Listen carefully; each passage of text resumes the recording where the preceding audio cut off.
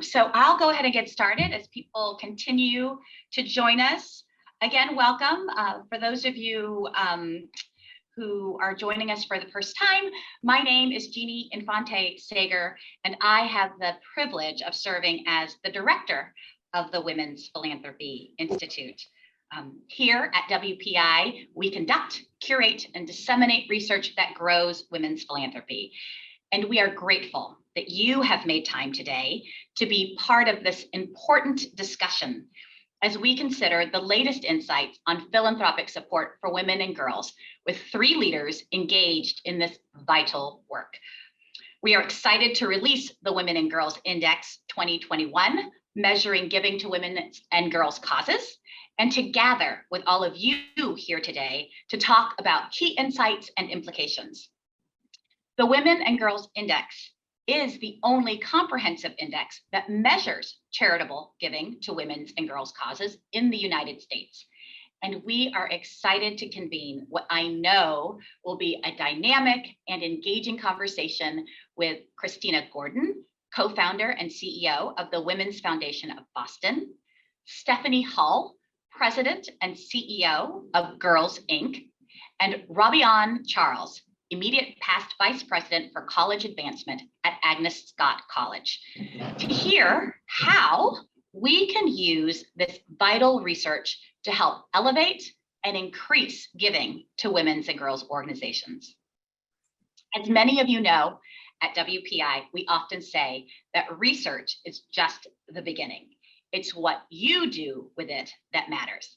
And so we will be sure to make time to include all of you in the conversation and want to hear from you throughout the presentation through the chat about what resonates for you in the findings, and during and after the panel discussion, invite you to share successes and challenges that you are experiencing in this space.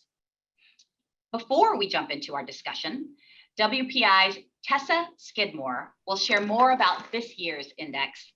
Tessa Skidmore is a research associate with the Women's Philanthropy Institute and a doctoral student at the Indiana University Lilly Family School of Philanthropy.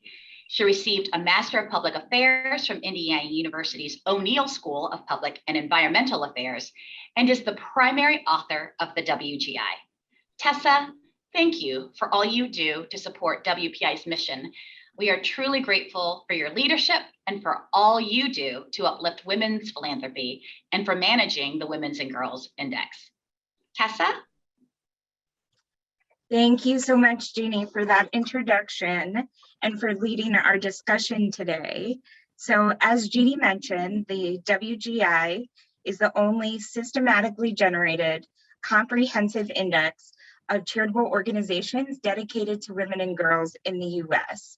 And WPI created the index to provide philanthropy researchers and practitioners, as well as policymakers and the general public, with a better understanding of the landscape of women's and girls organizations, particularly the amount of charitable giving they receive from individuals, foundations, and corporations. And the first WGI report provided a snapshot of this information for 2016.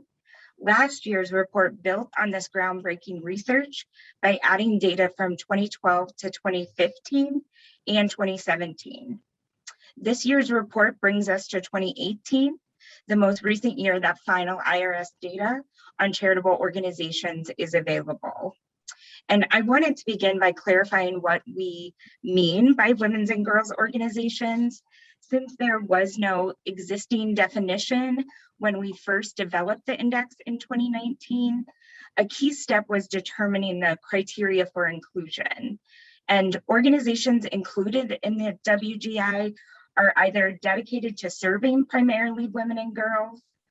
Examples would be Planned Parenthood and Girl Scouts, or they are collectives of women and girls that serve general philanthropic purposes.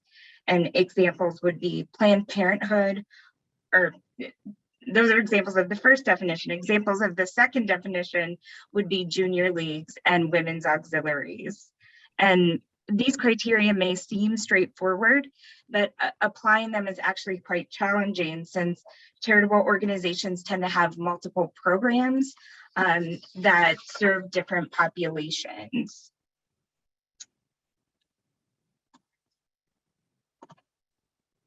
So turning to the findings from this year's report, the data reveal both gaps and growth in philanthropic support for women's and girls organizations. As noted in this slide, the updated WGI contains more than 47,000 charitable organizations. And these organizations received a total of $8.2 billion in philanthropic support in 2018, which represents 1.9% of overall charitable giving that year. And during the 5-year period ending in 2018, this percentage increased only slightly, with the strongest growth from 2017 to 2018. To put these dollars in context, philanthropic support for women's and girls organizations make up a fraction of that received by organizations in traditional nonprofit subsectors like health, the arts, and the environment. And WGI organizations receive less than 7% of the philanthropic support received by the largest nonprofit subsector, religion, and less than 15% of that received by the second largest subsector, education, in 2018. And this next slide helps visualize this information. So compared with philanthropic support at 1.9%, women's and girls organizations make up an even smaller portion of total charitable organizations along other financial measures like revenue, expenses, and assets. Each of those are about 1.3%. However, during the 5-year period ending in 2018, women's and girls organizations have grown at a faster rate than other charitable organizations, especially in terms of revenue and expenses. And this suggests that the financial resources of women's and girls organizations may be starting to catch up with those of other charitable organizations in some areas.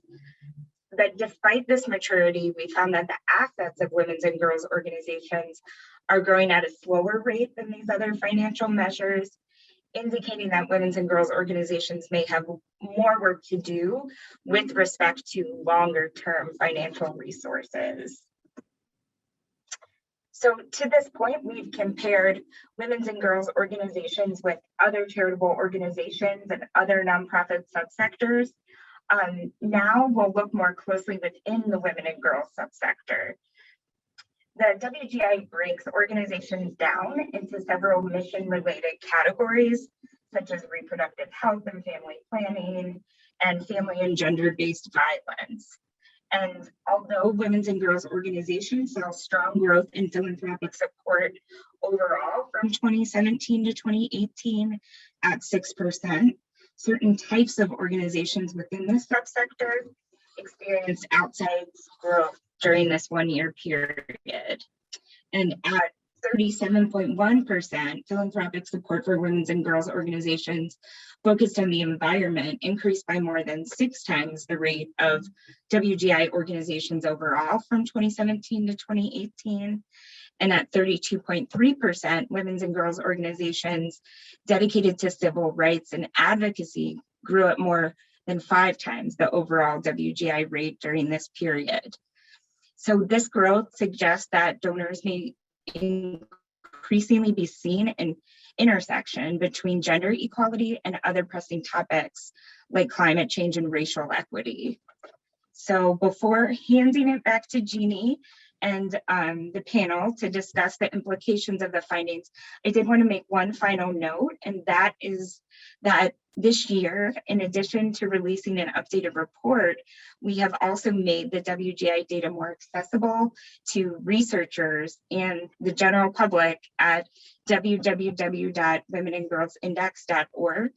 And this user-friendly website allows visitors to download the full list of WGI organizations and also to search for organizations in the index based on criteria like focus area, size, and geographic location.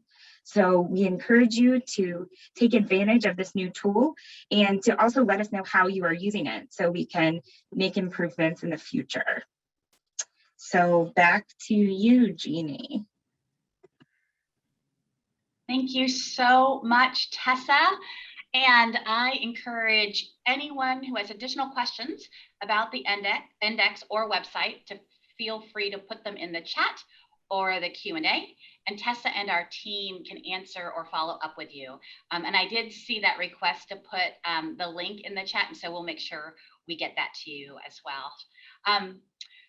I also want to note that along with making the WGI accessible through a searchable database, we have also created a one-pager for WGI organizations that provides some thought starters compiled from several different reports that WPI has released around giving to women and girls to help your organization deepen engagement with donors and reach new audiences. And you can find that resource along with an infographic and the full report on our website. To find the one-pager in particular, click on the link that allows you tools and resources for social and sharing, and you'll find that PDF there. But we'll try and get that up to you as well in the chat.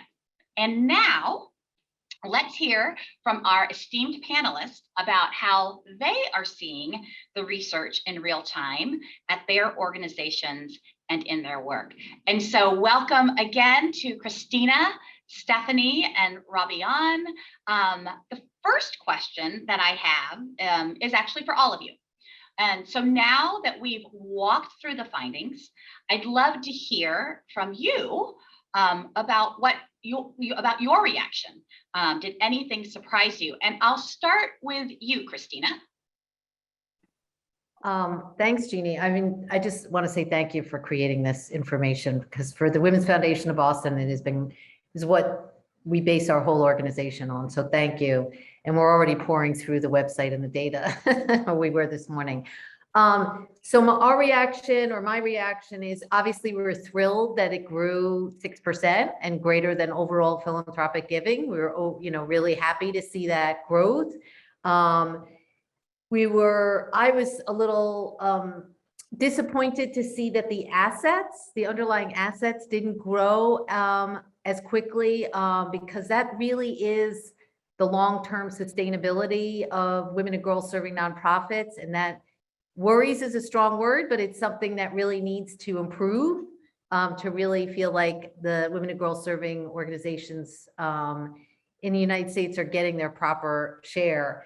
I was a little surprised to see the decline of 10% in the women's reproductive and health area, family planning. And I'm wondering if that's going to be a trend. I'm actually already looking forward to seeing what those numbers are going to look like next year and the year after. But that was surprising to me. And that's sort of my initial thoughts. I mean, I think there's a lot to be done in terms of moving the needle. It's going to take a lot of time for us to grow, but if you're growing by 6% every year, I think that doubles in 12 years. So if that rate continues, that's pretty good. So I can keep going, but I don't want to monopolize. Thanks, Christina.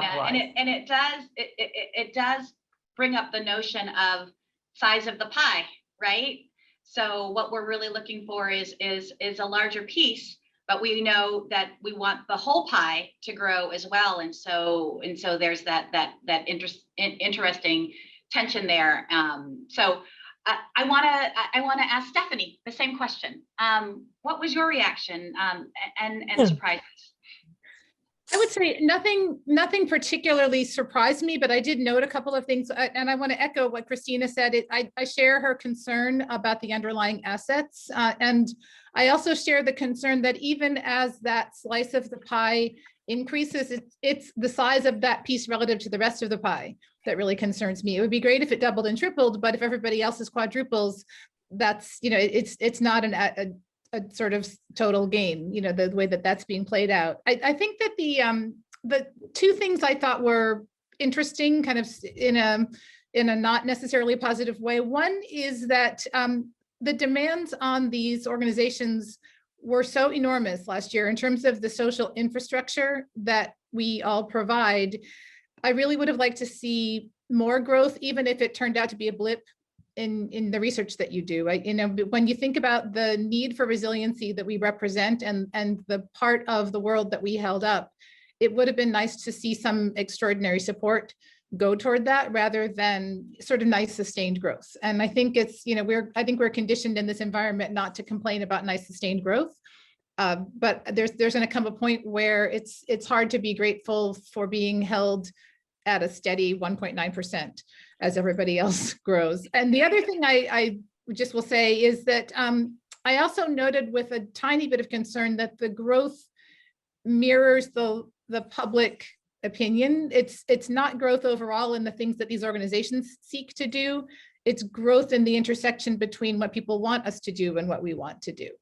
And based on that initial sort of thought about the infrastructure that we provide, sometimes community organizations know things that external media don't know, and to give that leadership group the freedom to conduct their business and provide their support the way they know how, rather than to say, hey, we need to be supporting Black Lives Matter right now. We need to be providing environmental support right now.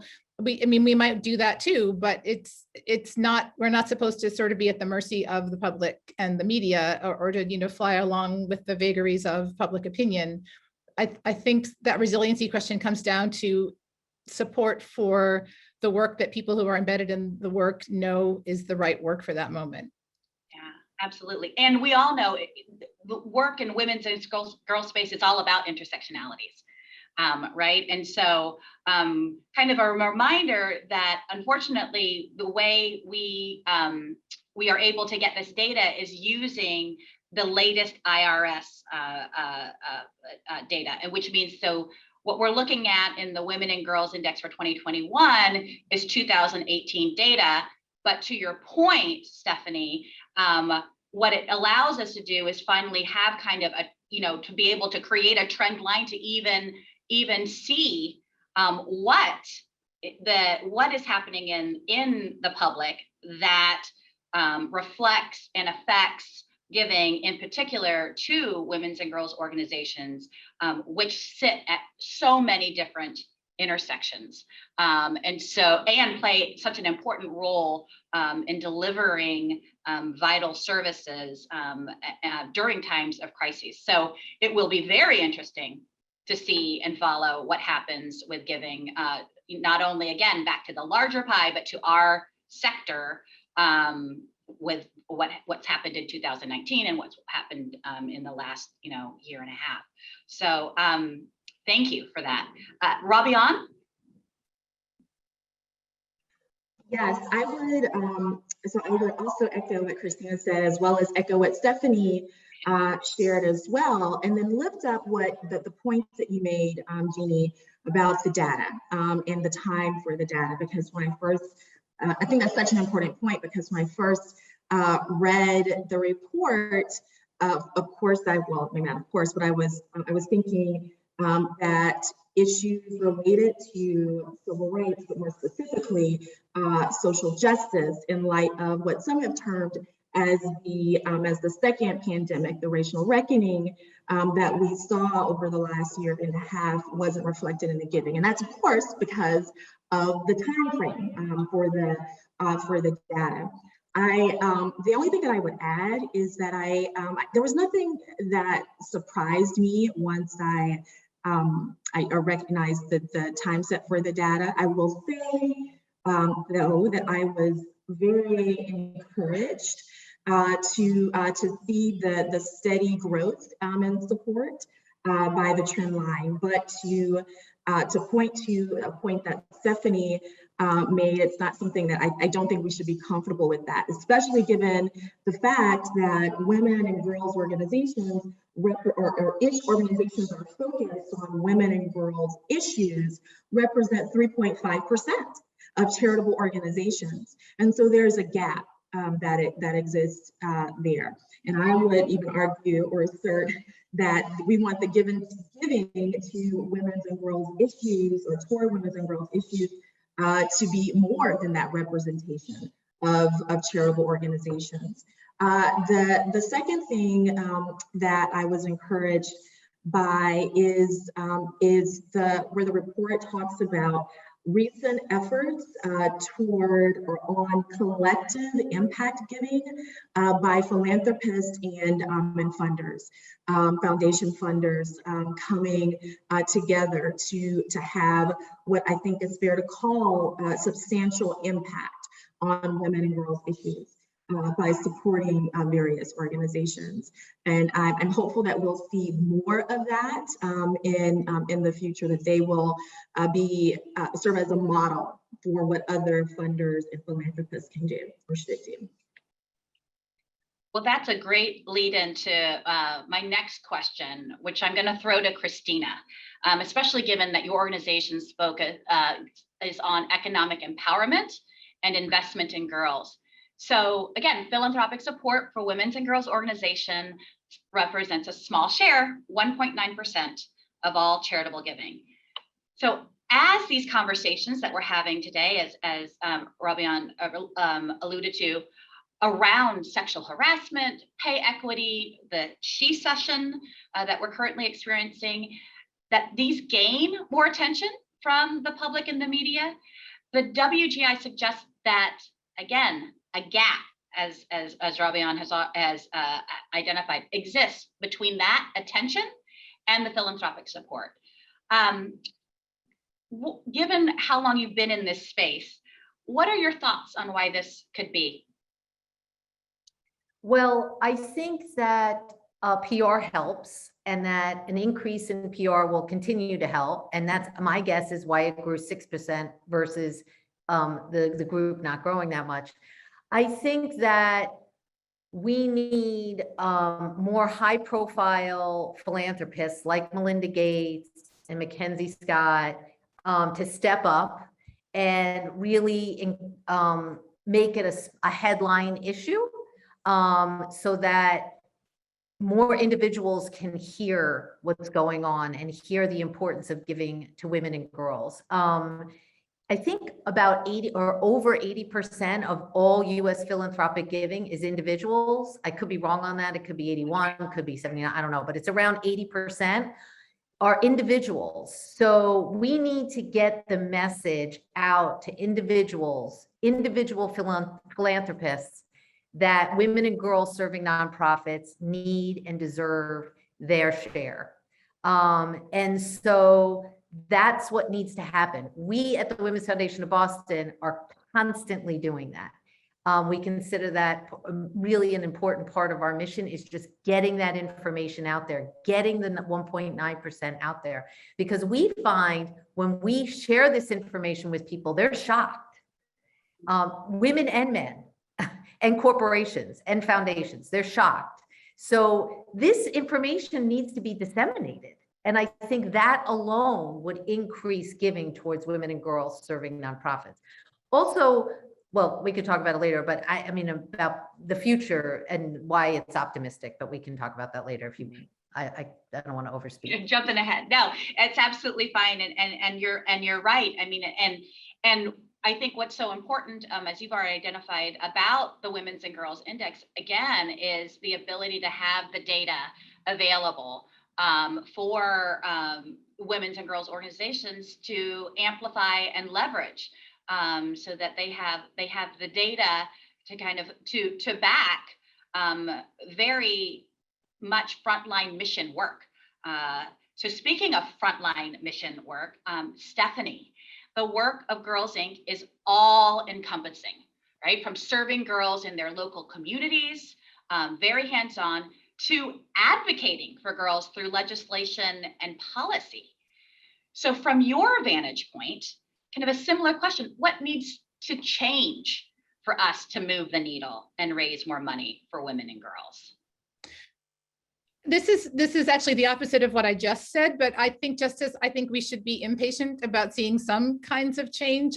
I think we need to realize that there is math at work here, that the gap was built over decades, over over centuries, so that, you know, the gap in the attention paid to these communities, the gap in the attention paid to leaders of these kinds of organizations who don't look like the leaders that everybody thinks are good leaders that you would fund, the lack of time to build up, you know, a rainy day fund or a nest egg or an endowment, or even the lack of permission from the funding community to have that kind of money, depending on what kind of organization you are, because as we all know, some nonprofits are not really supposed to have money set aside, and at the same time, all of them are supposed to have some money set aside. So those gaps in how we've conducted ourselves and the level of professionalism that was accorded to or sort of bestowed upon the leaders of the organization, everybody's doing the same job, but some people were, you know, women scrapping along and doing great things in their community, and some people were, you know, sitting behind desks and, you know, with sort of wood paneled walls.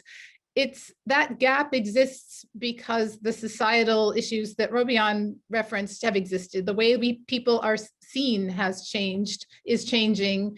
It won't change instantly. So I think we do need to realize that in order for the dollars to start to flow, we did need that strong spotlight, that Mackenzie Scott and Melinda Gates level of attention, but we need there to be a sustained, people need to line up behind them, first of all, and then there needs to be a sustained flow of support and a change in the understanding of what happens when these commitments are made and these investments are made. I think we need the attention. We need the attention to stay strong, but we need dollars to come, and then we need time. And I also think we're worthy of having a fair shot at demonstrating our capacity to manage these dollars, because I do think that there's something to be said for reputation as people are making these enormous investments in change.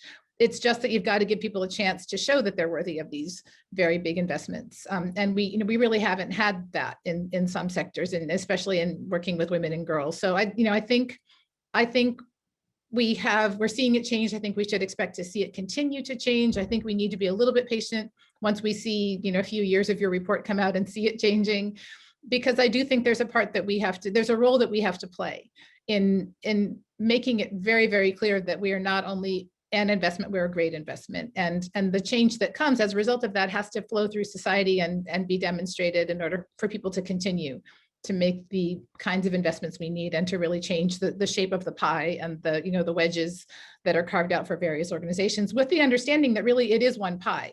That's the hard part, that people will get less if we get more, but the entire world will be better if we redivide.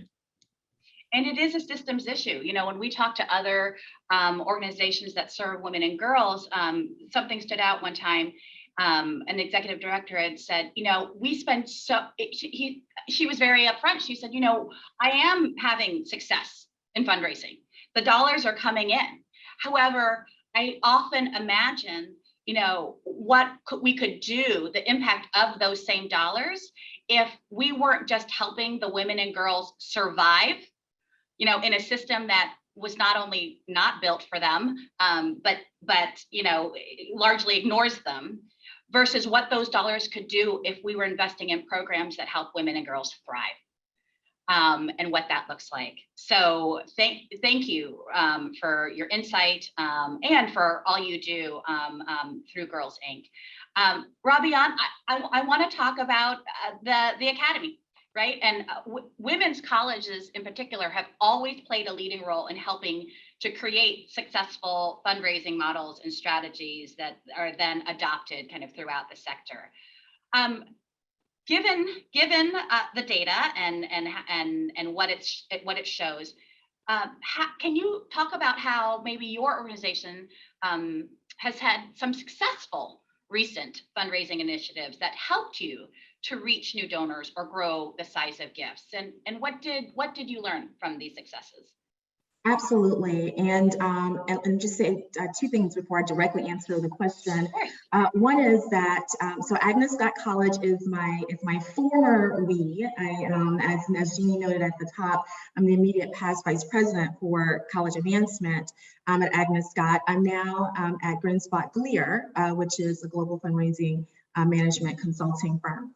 And so while at Agnes Scott, and I was at Agnes Scott for 6 years, I think it's a few things. I learned a few things that I think are important to point out as a part of this conversation. One is that, as you said, Jeannie, women's colleges I think have been, or I know based upon the data, have served an incredible role for women in this country. I'm going to just be locally based in this country, in the United States.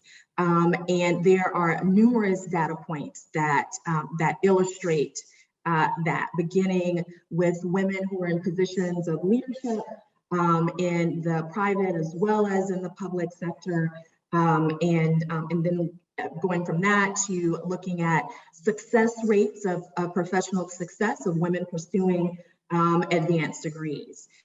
And in terms of fundraising success that we've seen at women's colleges, and more specifically that I saw at Agnes Scott College, it was very surprising to me, coming from having worked at co-ed institutions prior to moving to Agnes Scott College, to learn that more than 50%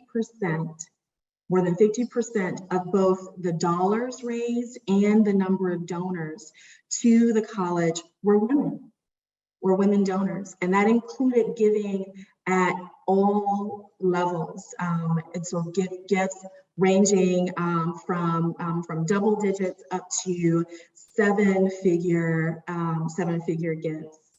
And so for those who are interested in supporting women's organizations that are focused on women's and girls' causes, as well as those who are involved with organizations that are focused on women's and girls' causes, such as institutions of higher education, we must recognize and acknowledge the power of women giving.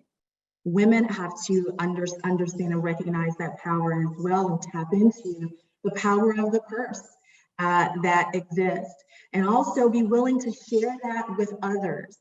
There's research that, and it may be dated now, but there was some previous research that pointed out that women were less apt to be promotional about their giving than men. Well, we need to change that, because when women promote their giving from a place of, a really good intent, it models for others. It serves as a model for other women to do that. And I think that is critically important. The last thing I want to point out about what's happened in the academy generally, Agnes Scott specifically, in terms of success, is or being on the road to success, was ensuring that we involved our younger alums in giving, and being very deliberate and intentional about that, and even involving our students in giving.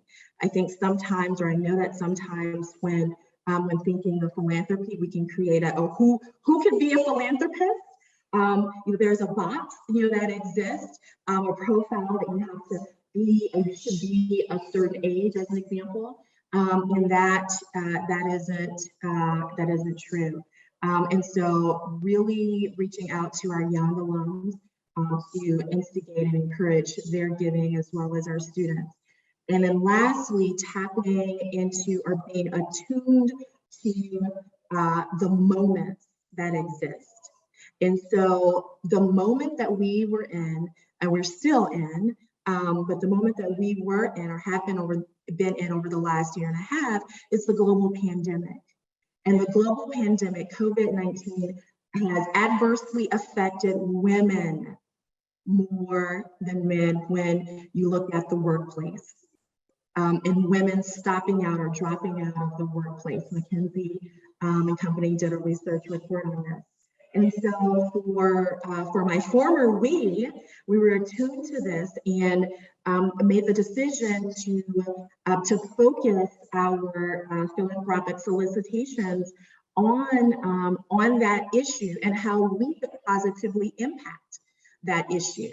And so we sought funding focused on the professional success, the graduation of women, knowing or based upon or utilizing the data that has come out about how women are going to be adversely affected by the pandemic in the workplace.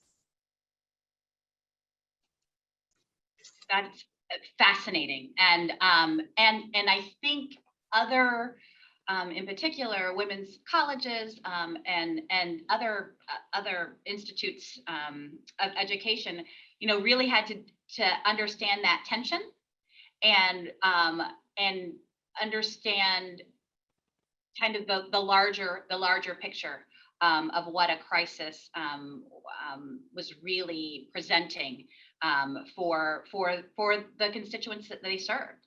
And so to not be kind of tone deaf about what was happening and continue to like raise money and stay the course the way you've always done it, but to be able to pivot and really focus on what mattered in this moment.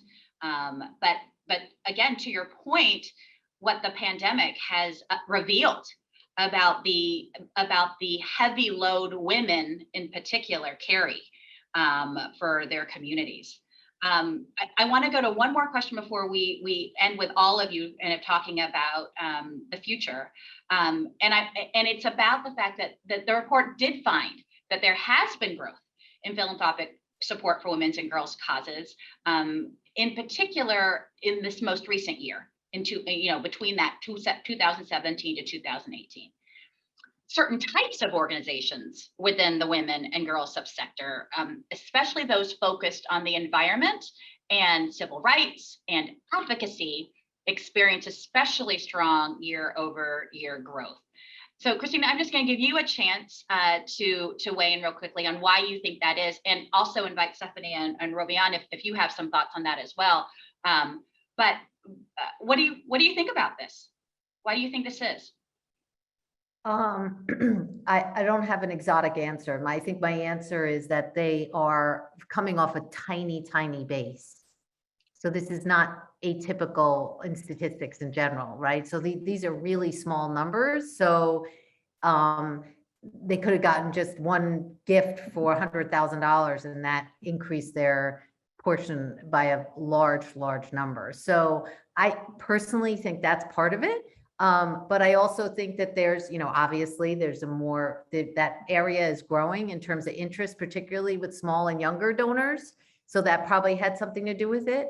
But that's sort of my take on it, is that it's off a very, very small base. Yeah.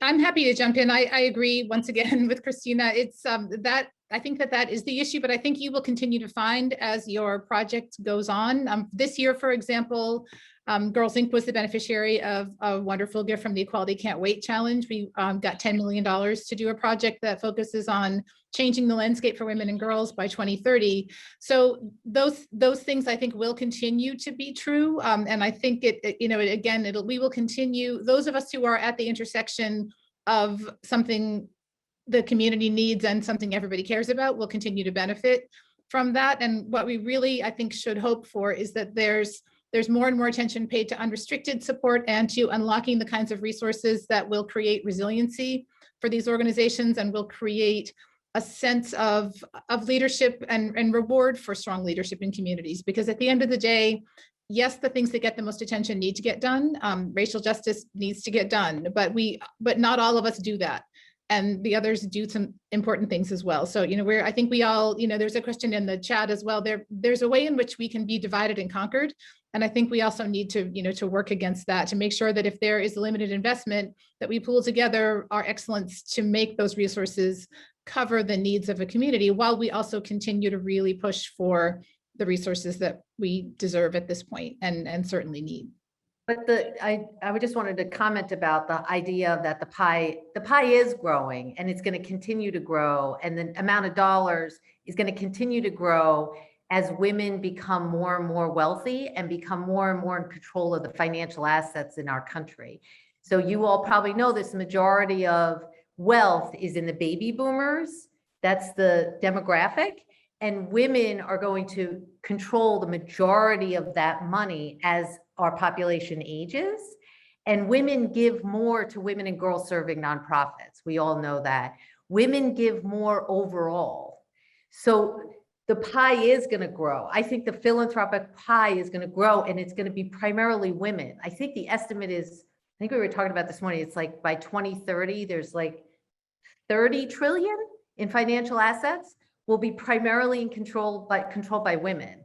And because they live 5 years longer than men, and they on average are 2 years younger than their spouses. So this is all phenomenal, because this is going to grow the pie. And women give more, they give more to women and girls serving nonprofits. And that's a super positive thing for this group. It's really, the long-term trend, I think, is positive. Is that, so that was going to be so that's my final question to all of you, Christina. So I'll let you expand a little bit more if you have more to say about what makes you optimistic about the future of funding for women and girls. You've shared a little bit about just what the data shows, right, in terms of potential. Is there anything else that makes you optimistic about the future of funding for women and girls? Well, as I said, women are more charitable overall, like at every income level. So they give more than men at every socioeconomic level. So that's super positive. And I think as women gain more of the financial assets in our country, we're going to see the overall giving pie grow. The growth towards women and girls serving nonprofits is going to increase. I also am very optimistic about boards on women and girls serving nonprofits. I think that is really important, and we haven't touched upon that because I know this is just a short period of time, but the improvement in the quality and quantity of members on women and girls serving nonprofit boards is super important in terms of growing our portion, that 1.9%. And I think that that's going to increase as well. So, and I think those boards are going to get more sophisticated and more development driven. And that will also increase the pie, and it will increase the women and girls serving pie. I think that's an important mention about the role of women as leaders in this space, and being able to amplify and grow that. Robiaun, what do you think? What makes you optimistic? A lot makes me optimistic. But before, just very quickly before that, I really want to highlight something based on the conversation that Christina and Stephanie they just had, and that is, it is so critically important to absolutely lift up and be very clear and explicit about the needs that our organizations have. But in addition to that, or along with that, it is also critically important to talk about impact and the impact of of giving or philanthropy. And so that's what connects the dots for philanthropists and funders. And I can tell you, as someone, as a fundraiser, as a previous fundraiser, that's where I sometimes fell short. And it's so important, the need plus the impact. In terms of my optimism, I'm really optimistic, and I alluded to this or spoke to this earlier, really happy to see the increased focus on collective giving by philanthropists and funders focused on gender and equity issues. Congratulations, Stephanie, on the Equality Can't Wait Challenge. Agnes Scott and Georgia Tech partnered and applied for that. And that's a big deal. So congratulations on that. And so seeing and the philanthropic initiatives like that emerge is extremely encouraging. I would also say seeing men as allies, as a part of that collective work with philanthropists and funders is encouraging, and I look forward to seeing more of that. And the last thing that I'm optimistic about is having the voices of those women who've been historically marginalized and currently marginalized in conversations about gender, women and girls, specifically women who are Black, Indigenous, people of color, and seeing those voices, those voices being lifted up by all is very, very encouraging, because together is better. Yes, agreed. Agreed. Stephanie, what makes you optimistic about the future of funding for women and girls?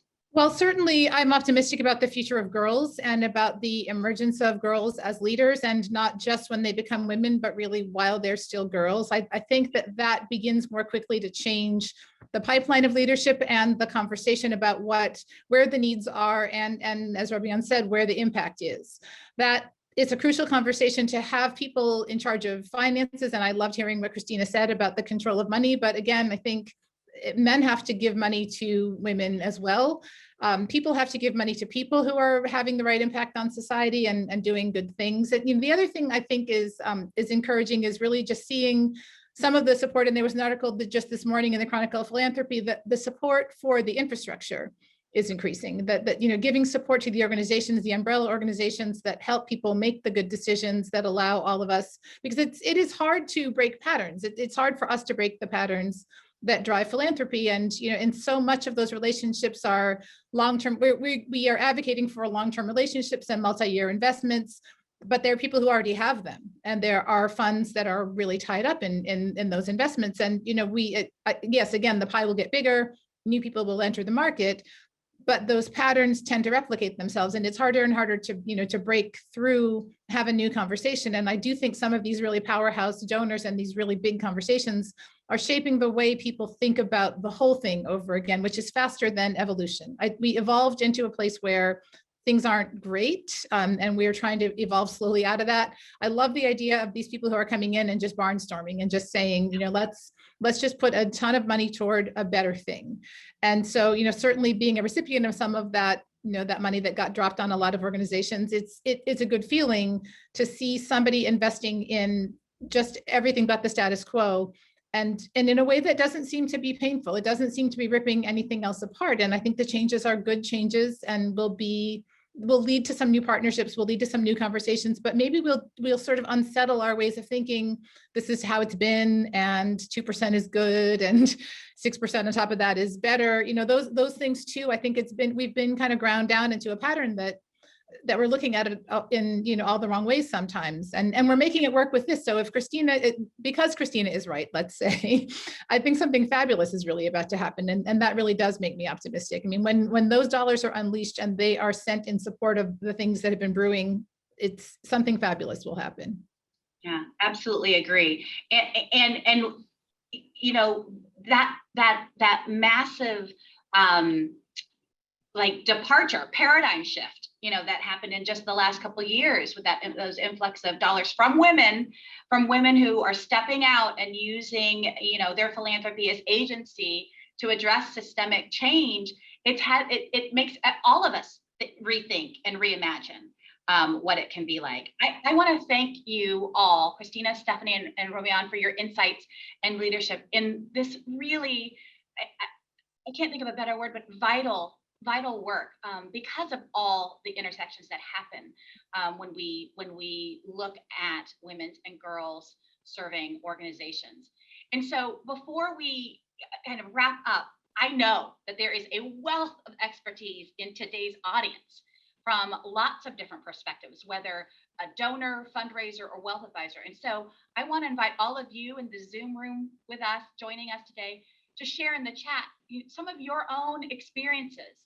I'll throw out, one question, which would be that's much more technical, but I think people would love to hear, have you seen a successful fundraising strategy or tactic that has helped move the needle for women and girls, either by reaching new audiences, as I asked Robiaun directly, or deepening engagement with current audiences, especially because in light of the challenges and kind of this new world that we're living in. I know that people in the audience would love to kind of hear from each other about any new ideas or new reimaginations with regards to fundraising in particular, or tactics to engage more women. And as I give you some time to throw that in the chat, I do kind of want to revisit with the panel this idea of how can men be allies in giving to women and girls. We talked a little bit about that. We have a report at WPI that revealed that, you know, it really matters for men to see more men and women giving to women's and girls' causes. They're paying attention. And so is there anything that you've seen in your own organizations that you feel have really inspired men to be allies in this work? I'm happy to take that quickly. We love men philanthropists. 25% of our individual donors are men, and we want that to continue to grow. We're really proud of that number. One of the ways that strategies that we engage with men is we have information sessions, virtual information sessions with local companies. So any company that's based in Greater Boston, we connect with them and we'll have a virtual information session and we'll show them our numbers. We show them the 1.9% now. We give them all the data and we tell them how important it is to lift up women and how it helps over our entire city. So the entire city of area of Greater Boston improves when women make more money and earn more money. So that's how we do it. We do it through companies and it's pretty successful. And that would be my little shout out in terms of help. Trish in the chat put a shout out for women's colleges. And they're inviting sons of alumni into their donor families. A lot of times, you know, honoring the women in their lives, right? As a way to uplift and elevate the issues that they face. That's exactly what I was going to say in terms of the honoring piece. We saw success with involving family members who are men. In opportunities to honor the women in their life that they love, etc. And so again, we saw success with that. Yeah. There's a comment in the chat about Robiaun's point earlier about connecting impact for donors being so important, and what I like to say about women and giving is that their motivations are different. It's not better or worse when we talk about how women and men give differently. But the idea is that women really give from the heart and the head and the hands, right? Like it's experiential for them. So you have to give them all of those different impact points. Kind of beyond just the heartstring. I mean, I think for those of us who've been in the collective giving circle movement for a long time, you know, for a long time in the beginning, it was the organization that was able to get the most tears, right, in the room that got the grant, and that's changing for a lot of giving circles. They have really understood that we have to be more equitable in the grant making process and really understand the impact of an organization many different ways, you know, beyond just the storytelling. And I think we need to also remember that, you know, that some of these women that we're appealing to are the women who run the company's CSR, and it's not necessarily their personal attitude. It's really, you know, that they have to get impact and they have to see results and they need to be talking about pipeline and that kind of thing too. I mean, I think you know, it's because things haven't happened the way we would have liked to see them happen ideally for so long. I think it's easy to fall into a pat statement that says women do this, men won't do this unless we do this. It's, you know, and I think we should give people the benefit of the doubt as they're learning more too. I mean, I think that research like this helps people see, oh, there's a pattern.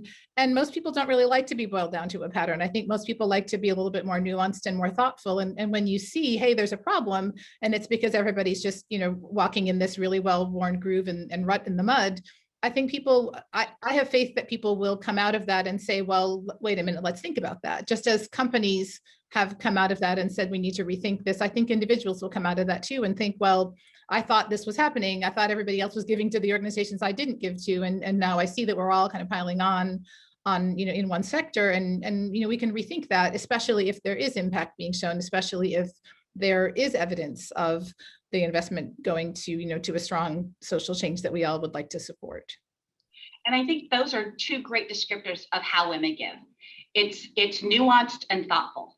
And that's just how they approach their decision making.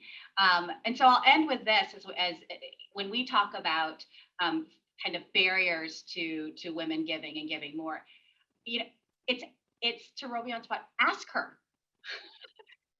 the potential, and to Christine's point, there's so much potential there. And we just need to kind of break that system and invite them to the table and ask for their support. And by showing all those things and recognizing that those giving conversations will need to be nuanced and thoughtful. And we will raise all boats that way. So mindful of the time, I want to thank everyone for joining us today for this very engaging conversation. I want to encourage everyone to please visit both the websites, both the Women and Girls Index that includes the full report, an infographic, and then tools that all of you can use to help amplify the work and share this important data, along with a really wonderful one-sheeter that kind of collects a lot of the that is from our other research that looks at women and giving to women's and girls, kind of all put together on one sheet that has some really great thought starters that you can use within your own organizations, within your giving circles, that'll make you think about ways to raise more and engage more women in your work. So again, thank you to Christina, Robiaun, Stephanie. We wish you all the best in your endeavors. We are so grateful for the work that your organizations do to lift women and to grow women's philanthropy. So thank you, everyone. We have this conversation and this presentation recorded and will be accessible to anybody who is interested. And we were live on Facebook, so you can always find it there. Lives there forever, I suppose. So thank you again to everyone, and let's move the needle and grow giving to women and girls. Thank you, everyone.